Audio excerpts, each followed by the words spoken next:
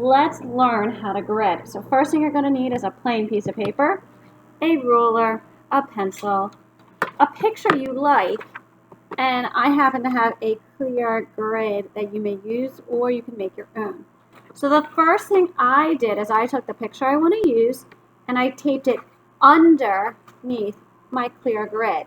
If you don't want to use my clear grid, you can make your own grid using the same method I'm going to show you. So on my grid, my picture goes from numbers 1 to 10, and it goes from A to G, almost to H.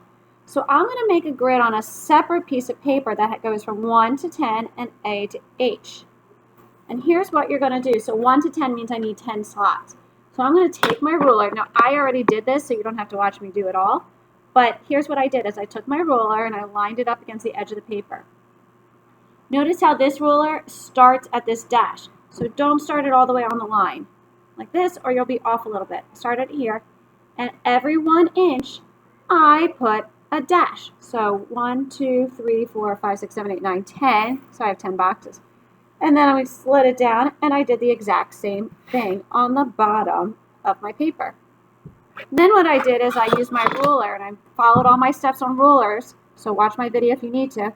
And I connected my 2 dashes, and I made straight lines going all the way down from the top to the bottom.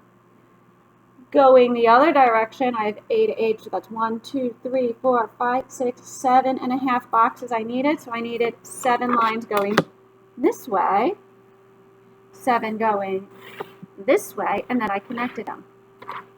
Now what I'm going to do is very lightly in my corner, I'm going to write 1, 2, 3, 4, 5, 6, 7, 8, 9, 10.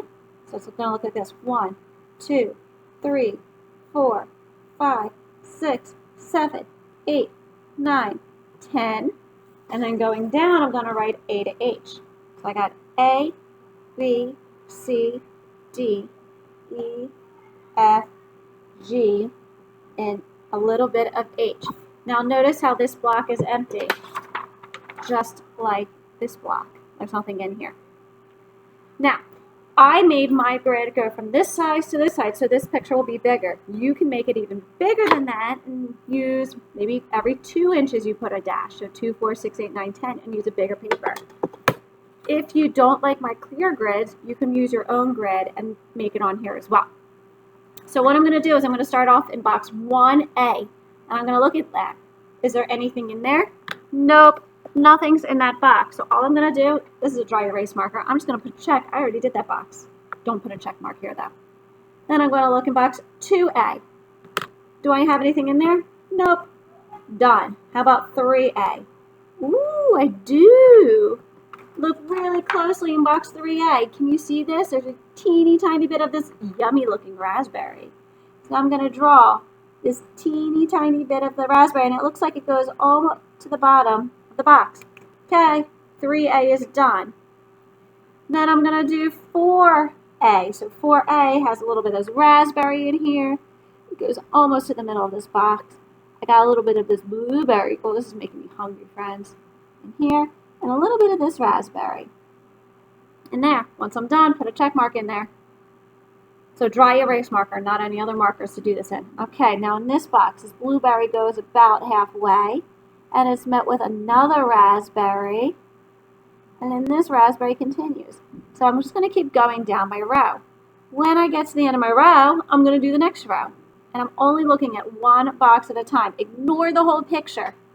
I'm only doing 1 box at a time. So 6A has a little bit of this raspberry. Oh, look at that. I missed a little blueberry in this box. A little blueberry here, a little blueberry here, a little raspberry. There's even a tiny blueberry hiding back here. And some raspberry here. Okay, 6A is done. This is how you're going to do it, my friends. You're going to keep going box by box by box by box until the entire picture is complete. Do not draw the whole thing at the same time. Just go single box. And this is how you make something small get to be big and accurate. This is how you grid. Alright friends, what I did is I went through box by box by box by box, and I copied what was from here onto what was on here. It looks pretty accurate, doesn't it? Now my next step would be to go in and add shading. So you would start to add color and shading and do the same thing box by box by box by box. All right? And then after you add your shading, you can erase your grid and you just made a small picture become bigger. Have fun with gridding.